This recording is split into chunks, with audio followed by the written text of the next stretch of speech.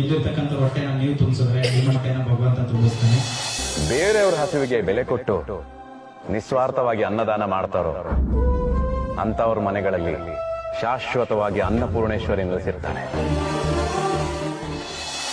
ವಿಶೇಷವಾಗಿ ನಮ್ಮ ಒಂದು ಜನಸ್ನೇಹಿ ನಿರಾಶ್ರಿತ ಆಶ್ರಮದಲ್ಲಿರ್ತಕ್ಕಂಥ ದೇವರ ಮಕ್ಕಳ ಜೊತೆಯಲ್ಲಿ ಶಾಶ್ವತ್ ಹಾಗೂ ಆಕಾಶ ಅವ್ರದ್ದು ಜನ್ಮದಿನ.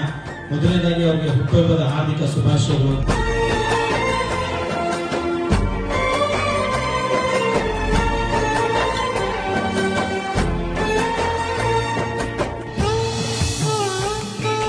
ದಯವಿಟ್ಟು ಜೋರಾಗಿ ಕೆಲಸ ಮಾಡಿ.